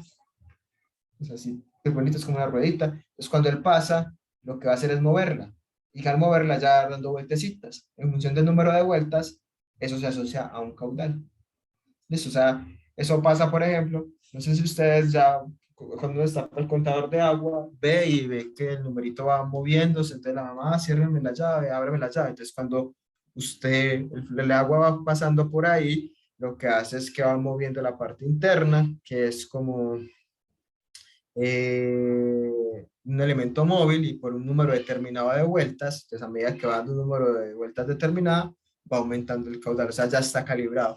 Ah, bueno, 3 vueltas equivalen a tantos metros cúbicos, entonces él va midiendo el consumo, por ejemplo, en los contadores, que es como el más cercano que podemos ver en la casa, o en general, pues entonces es así.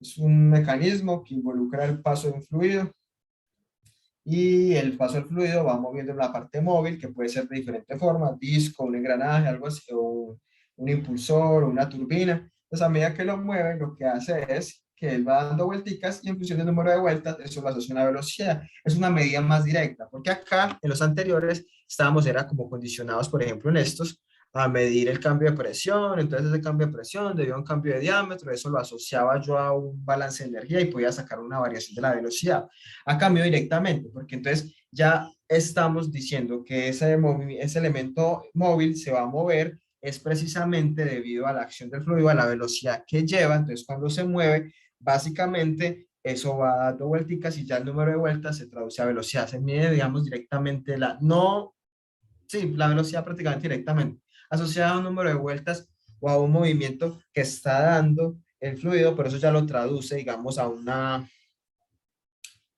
señal o a un mecanismo mecánico y va dando vueltas, entonces se va, digamos, estableciendo el valor. Desventajas. Una, está colocado directamente sobre la línea de tubería por donde viene el fluido. Pues listo, va a tener contacto directo con el fluido. Desventaja dos, si es, por ejemplo, un fluido muy viscoso, entonces para que las partes internas se muevan, habría que ver qué hay que hacer, ¿cierto? Porque no se va a mover a mucha velocidad, entonces no sabemos qué tan conveniente sea utilizar este tipo de dispositivos cuando el fluido es muy viscoso, muy espeso, con mucha consistencia, porque claro, para ir moviendo las rueditas y vaya marcando un valor, se va a necesitar que se mueva a una velocidad considerada. Y para que un fluido se mueva a una velocidad considerada, pues tendría que ser o debería ser, o lo más usual es que sea un fluido con baja viscosidad, agua, alcoholes, acetonas, solventes orgánicos, ¿cierto? Entonces, esa podría ser una dos desventajas que tiene, que estar en contacto directo con el fluido y lo que implica que el fluido esté en contacto con toda esta parte que está acá, una superficie sólida, son los dispositivos sólidos, son los componentes sólidos, y el hecho de que con altas viscosidades pues no lo podría usar. Una ventaja es que esto puede llegar a ser incluso más preciso, más exacto que este otro tipo de medidores. Se asocia el número de vuelticas a una unidad de medida de velocidad o de caudal, porque una unidad es caudal o velocidad o litros que han pasado, entonces ya lo asocia en un tiempo determinado, ah, listo, tanto tiempo, pero digamos, es más exacta, digamos, el mecanismo de ese caso. Porque en el otro partimos, por los otros partimos de que hay un cambio de presión, bueno, pero es que hay pérdidas, bueno, eso no lo tengo en cuenta, hacemos prácticamente como si fuera una condición de Bernoulli ideal, listo. Entonces ahí para tener, digamos, cierta incertidumbre, cierto porcentaje de error, mientras que acá quizás si está pasando el fluido por la parte móvil, ella se va moviendo, entonces uno asocia, como cuando uno sopla con una hélice, ella se mueve en función de la velocidad con la que yo soplo. Es lo mismo, solo que se mueve una parte interna. Entonces, claro, ya se asocia, ah, dio 3 vueltas, listo, 3 vueltas en tanto tiempo. Eso ya él pasa una señal mecánica y muestra cuánto, a qué caudal equivale. Entonces, pueden tener más precisión, pero pueden tener restricciones o desventajas en términos de fluidos muy viscosos y en términos de que tienen que entrar en contacto directo con el fluido. Si no tiene ninguna de esas situaciones, lo puede utilizar y va a tener, digamos, una alternativa mucho más exacta que los otros medidores. Pero digamos que si ya nos queremos ir a lo más pro, a los que son, digamos, más exactos, a los que no entran en contacto con el fluido, que en algunas industrias, como la industria alimenticia, necesitamos. Ya de entrada ya les estoy dando ideas de qué es el que necesitamos. Podemos utilizar otro tipo de medidores, por ejemplo, los medidores electromagnéticos, que como el nombre lo dice, se basan en un campo electromagnético, una diferencia de potencial, una diferencia de voltaje entre dos puntos. Entonces, el medidor electromagnético no entra en contacto con el fluido, o sea, se coloca el medidor. Básicamente, aquí está la tubería, entonces lo que evalúa es la diferencia de voltaje entre dos puntos. ¿Listo?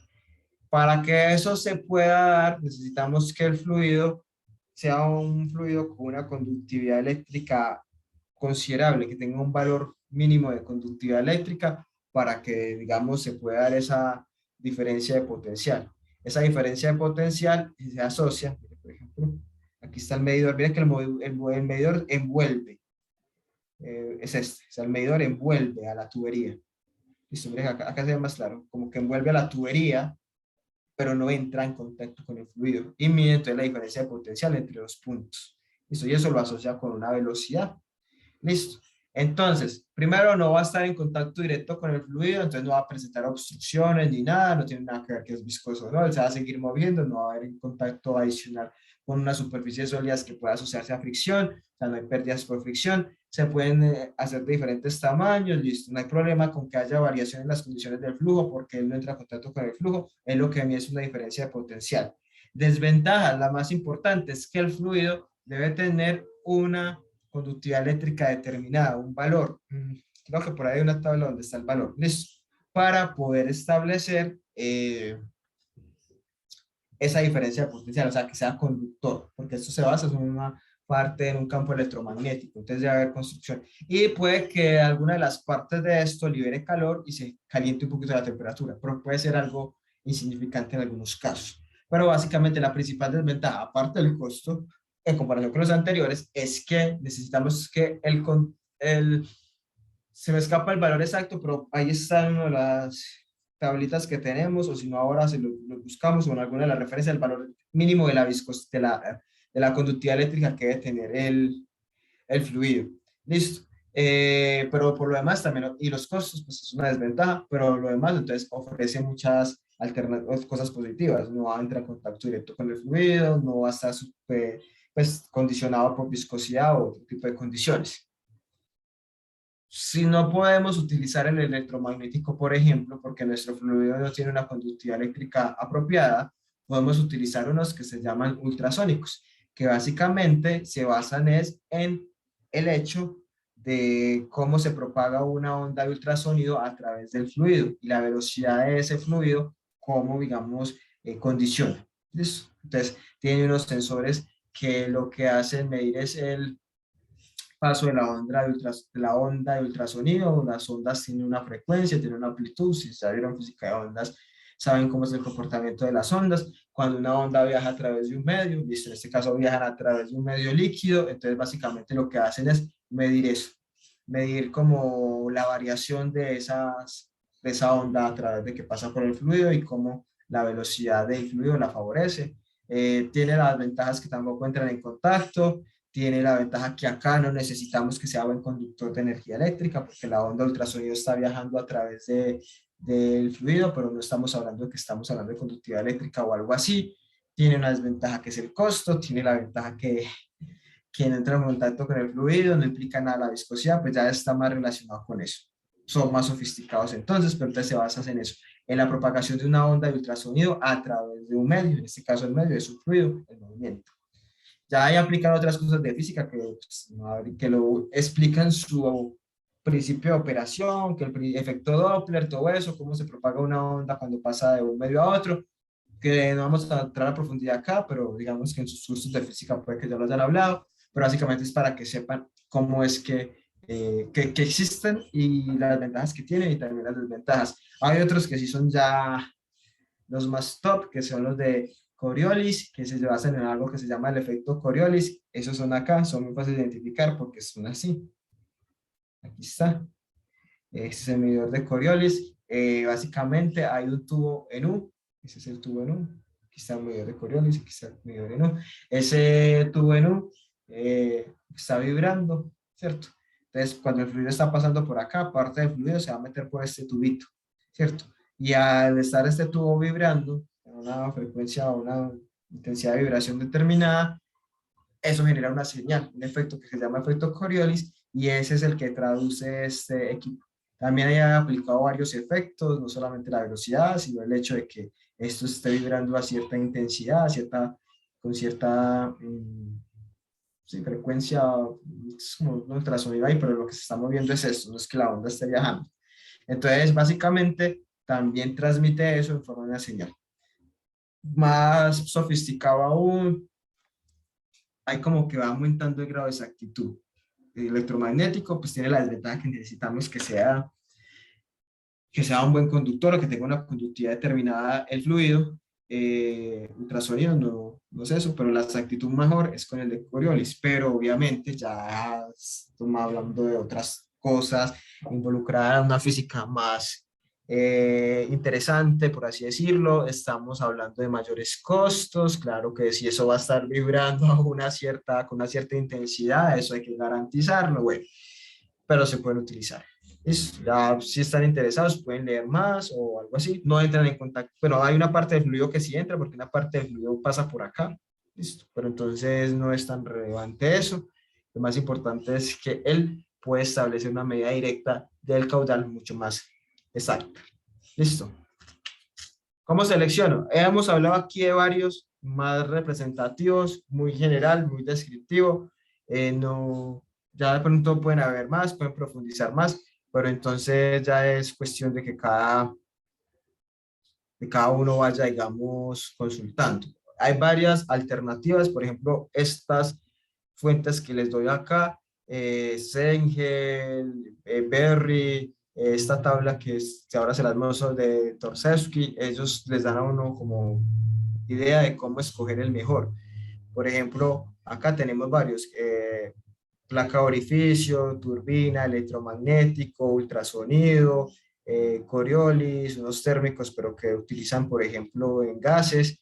Les dice acá más o menos cuánto es el porcentaje de exactitud, ¿cierto? El tipo de fluidos que se pueden procesar, fluido líquido, fluido gaseoso, fluido, digamos, con presencia con sólidos, el qué tamaño de tubería, entonces usted ya sabe cuánto es el tamaño de su tubería en pulgadas, entonces puede saber cuál le puede servir, cuál es la presión máxima que él puede resistir, entonces usted ya sabe eso en función de la presión, en qué rango de temperaturas.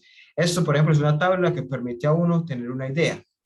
Aquí, por ejemplo, hay otra tabla que en función de los requerimientos, si son tuberías de agua pequeñas, si tiene fluidos con baja viscosidad, si tiene alta viscosidad, si necesita una exactitud, una precisión altas, si necesita que hayan bajas pérdidas de presión, si necesita que el equipo no involucre mucho mantenimiento. Estos también son los más exactos, pero también requieren mayor mantenimiento. Si requiere que tengan un costo bajo, entonces acá aparecen varios: plato orificio, área variable, turbina, los que hablamos, electromagnético, Coriolis, ultrasonido. Entonces, si sale el chulito, quiere decir que estaría bien. O sea, por ejemplo, si nuestro fluido es de baja viscosidad, entonces todos los que tengan chulito verde serían unas opciones. Los que tienen X es que no. Los amarillos es que no es la mejor opción. Listo, entonces, por ejemplo, alta viscosidad como el de nosotros, que es un fluido con alta viscosidad. No utilice la placa orificio, no utilice el de área variable, no utilice la turbina axial, que son esos que se mueven. Le aparecen acá chuleados unos que no vimos, pero le aparece el ultrasonido, le aparece el de Coriolis, electromagnético le sale como con la cosita acá. Si necesitamos los más baratos, miren, de entrada los que tienen la X, Coriolis, ultrasonido tiene el amarillito, o sea que no es que sea el más barato.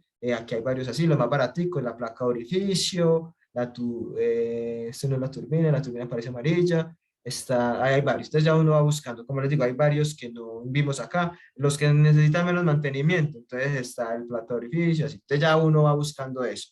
Entonces con estas que están acá pueden obtener información. Uno que les voy a mandar es este, el del doctor Sepsky, que ese no es fácil de encontrar. Los otros dos, Sengel es el libro de Sengel de fluidos, en la sección 8.8 hablan más de cada uno de ellos, y el Berry también lo pueden encontrar, lo pueden descargar de Science Direct. Este creo que también, pero ese sí se los mando. No sé si tengan alguna duda con respecto, eso ya es lo que sigue, es corto, porque ya lo hemos visto. Si tienen alguna duda sobre los medidores de presión no, de caudal. ¿Qué es lo importante al establecer los medidores de caudal? Lo importante es determinar las condiciones de nuestro proceso y los requerimientos. O sea, nosotros, los medidores, los escogemos es en función de nuestras necesidades. O sea, si le quiero que el fluido se mantenga a ciertas condiciones de salubridad, que no entre en contacto el medidor con el fluido, si necesitamos cierto grado de exactitud, si tiene ciertas condiciones, o sea, nosotros nos basamos en nuestro fluido, en nuestro proceso. No es que nos acomodemos nosotros al medidor, no. Nosotros lo escogemos en función de nuestras necesidades, en función de nuestros requerimientos. ¿Listo? Hay muchos fáciles, baratos, con unos mecanismos de operación. Ya vimos que hay unos muy sofisticados, otros que no, unos más baratos, no. Pero nosotros tenemos que buscar el que se ajuste mejor a nuestros requerimientos. Que tenemos un fluido viscoso, listo, entonces esos son los recomendados para fluidos viscosos. Que nuestro fluido es buen conductor. Bueno, y necesitamos una exactitud buena. Miremos a ver si el electromagnético. Que no. Entonces miremos si el ultrasonido. Entonces ya no necesitamos que el fluido entre en contacto, no podemos permitir que el fluido entre en contacto con el medidor. Entonces mejor utilicemos electromagnético, Coriolis o ultrasonido que no entren en contacto. No importa, eso es lo de menos, porque es otro tipo de fluido y no hay problema con eso. Entonces, una placa de orificio, una turbina u otra cosa. Entonces nosotros tenemos que, es en función de las características de cada medidor, evaluar esa gama de características, cuál de esas satisface más los requerimientos de nosotros. ¿En función de qué? De las condiciones de nuestro proceso y en función de nuestro fluido. Nuestro protagonista siempre es el fluido que estamos transportando, porque ese es el que me condiciona muchas cosas, que ya lo hemos visto, desde el material hasta las condiciones de bombeo, todo. Entonces, ahí pasa lo mismo. Medidores de presión, acá no me voy a atender tanto porque ya hemos hablado de medidores de presión, hay varios medidores de presión, básicamente acá no vamos a medir la presión atmosférica, uno en un proceso lo que mide la presión del fluido dentro de la tubería, si sabe que va a trabajar con presiones negativas, usa un vacuómetro que mide presiones negativas, si sabe que va a trabajar solo con presiones positivas, utiliza un manómetro, y si de pronto no sabe qué presión va a utilizar, posibilidad positiva o negativa, pues entonces utiliza un vacuomanómetro, que es el que mide esas presiones. Sabemos que son negativas, pero si las comparo con respecto a la presión atmosférica, porque no son en escala absoluta negativa, sino que son por debajo de la atmosférica, entonces por eso son. Entonces usted, si está seguro que el proceso no va a presentar en ningún punto presiones negativas o presiones de vacío, pues entonces, ¿para qué un bajómetro? Pero para eso con un manómetro bastaría. Listo. Y finalmente con las termocuplas, pues acá no hay mucho pierde pues con la decisión. Yo creo que ya todos saben es que van a utilizar manómetros porque no vamos a tener presiones negativas. Lo que habría que ver, y cada grupo lo decide, es dónde va a poner o si no va a poner. Eso, si la presión es importante o no, tenerla en cuenta o no es necesario medirla. Ya ahí cada grupo decía, la salida del tanque, no, a la salida cuando llega la envasadora, no, antes de la bomba, no, después de la bomba. ¿Cuál presión mido? Midamos todas esas, no, no midamos ninguna. Ya ustedes decían, en función de lo que se les está pidiendo en el proyecto y en función de todo lo que hemos hecho a lo largo del semestre. Medidores de temperatura. Entonces, los medidores de temperatura básicamente son las termocuplas. Una termocupla es algo universal, todos los equipos tienen termocuplas, también otros gestores digitales que se basan en el infrarrojo, pero las termocuplas son las más utilizadas en la industria. Usted coloca una termocupla en cualquier parte, son baratas y tienen una buena, digamos, exactitud y precisión, no cambia mucho. Básicamente las termocuplas también están relacionadas con una diferencia de potencial. Hay un punto de unión, o sea, los cablecitos, hay un punto de unión que es el que entra en contacto directo con el fluido o la superficie a la cual yo le quiero medir la temperatura y hay dos cables de diferente material. Y ahí se genera una especie de diferencia de potencial debido a la temperatura de acá y eso se traduce en una señal. Dependiendo de los materiales de los que estén hechos estos cables, entonces vamos a tener diferentes tipos de termocuples. Y aquí están. Está la termocupla J, tipo J, que un cable es de hierro y el otro es una mezcla o una aleación de cobre y níquel, que tiene un rango de operación entre menos 180 y 750 grados centígrados. Está la tipo K, que es de níquel cromo y níquel aluminio. Un cable es de níquel cromo, el otro es de níquel aluminio, y que tiene una precisión o un rango de operación, perdón, entre menos 180 grados centígrados y 1372. Y así nos vamos yendo con varias. Está, por ejemplo, esta que es de platino. Imagínense la tipo R que es de platino, cómo es de cara. Está platino, rodio, platino. Mire que hay varios tipos de termocuplas. Cada una tiene asociado un rango de aplicación. Entonces, ¿cuál es el criterio mío para seleccionar la termocupla? ¿Cuál es la temperatura o en qué rango se va a mover mi temperatura? Mi temperatura va a ser 25 grados centígrados. Me sirve cualquiera, que yo veo que todas cumplen 25. Pero si no voy a subirme de 25, yo para qué gracia voy a comprar una termocupla tipo R que va hasta 1767 o la tipo S, que probablemente vaya a ser más costosa porque es de platino y rodio. Profe, pero ya cumple el 25, sí, pero mira que con una tipo J que es de hierro y cobre, que puede ser más barata, también puedes medir una temperatura de 25, o sea, todas le miden la temperatura de 25, pero la otra variable serían los costos. Profe, es que la temperatura que voy a medir es de 1000. Bueno, entonces ya la tipo J no, porque la tipo J va hasta 750. Entonces utilice, no sé, la que le sigue, la níquel cromo. Esa es la que sigue como el orden de costos, están como más o menos así. La níquel cromo. Ya sabemos que la tipo T no le sirve porque eso solo va hasta 4. O sea, ya es en función de mi rango de temperaturas y en qué rango yo sé que las temperaturas pueden oscilar. Ya van a ser temperaturas muy altas, pues entonces ya sabemos que probablemente necesitemos la K, la R, la S o la B, y ahí pueden haber entonces la incidencia, por ejemplo, de algunos parámetros como los costos, cosas adicionales, ¿cierto? No es lo mismo tener una termocupla cuyos cables sean hechos de platino y rodio a una que sea de cromo o que sea de hierro, ¿cierto? Entonces, ahí es donde da eso. Entonces, primero, seleccionar la termocupla en función de la temperatura que yo necesito o el rango de temperaturas que yo voy a manejar. Y la otra está en función de los costos o ese tipo de variables. Ese es el criterio. Para el proyecto pasa lo mismo. Pasa lo mismo en, bueno, ¿vamos a medir o no vamos a medir temperatura y dónde la vamos a medir? Midamos la temperatura a la salida del tanque, dice Juan Sebastián. Pero Daniela, que es del mismo equipo de Juan Sebastián, dice que no, que ella la quiere medir cuando llegue a la envasadora para garantizar que llega a la envasadora a 25. Pero entonces llega Cristian y dice, muchachos, si vamos a medir temperatura, eso no cambia, dejémosla constante. Pues, ¿por qué va a cambiar la temperatura? Y si cambia la temperatura, nosotros tenemos algún sistema de control o algún sistema de enfriamiento, de calentamiento. Ya ustedes deciden. Y el lunes me cuentan si van a medir la temperatura o no.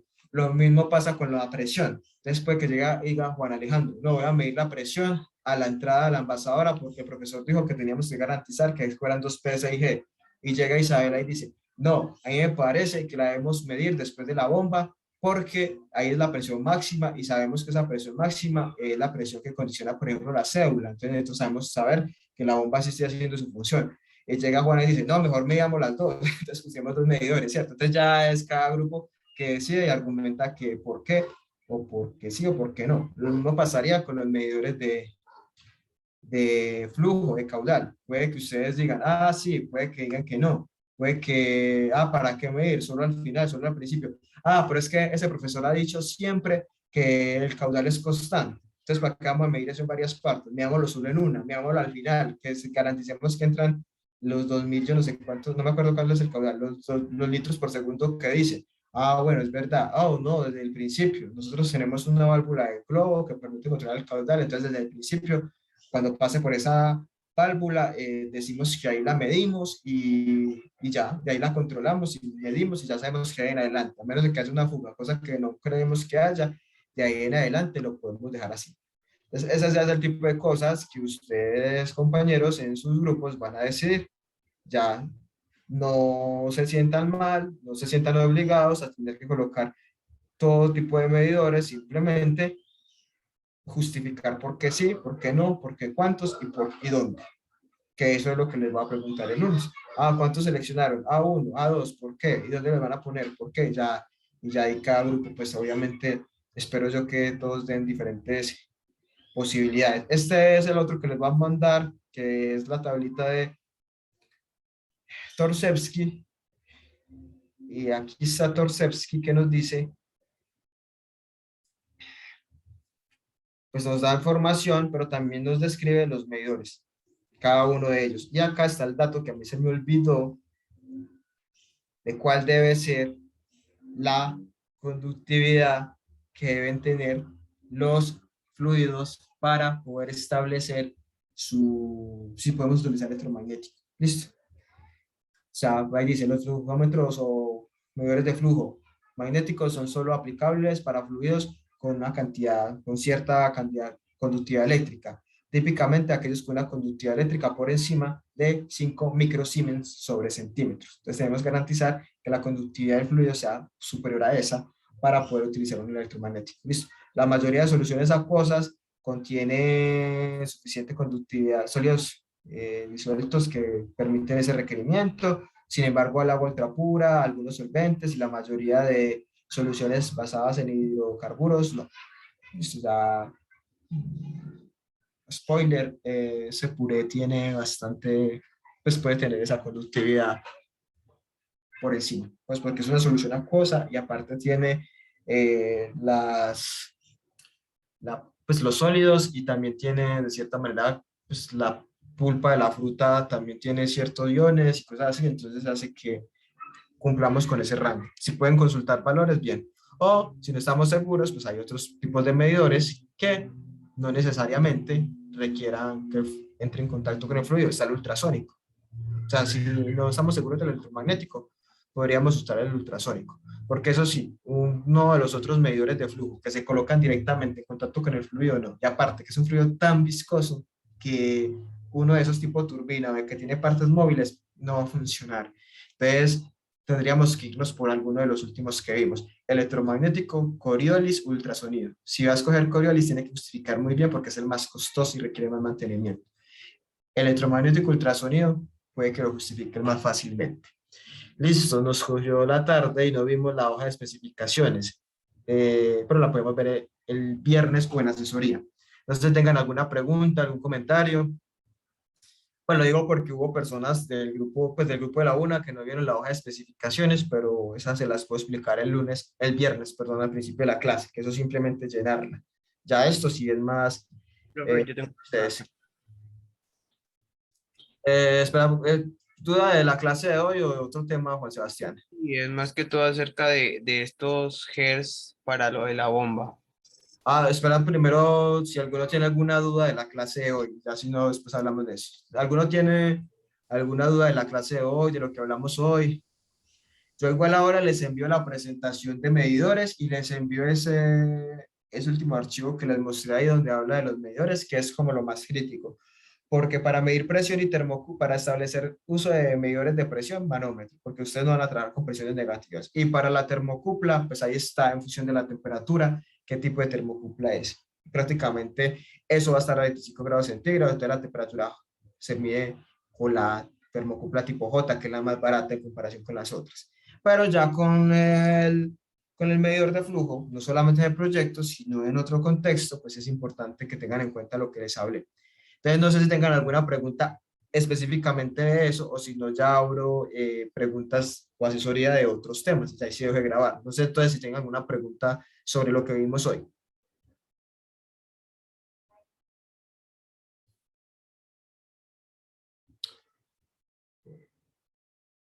Listo. Entonces, dale si quieres, Juan Sebastián, con tu pregunta y después sigue Isabela, que Isabela me había pedido por correo, por WhatsApp la asesoría, pero entonces si quieres, dale Juan Sebastián y después entonces sigo con Isabela, que ya estaba en turno. Listo, si quieres, Juan Sebastián, dime.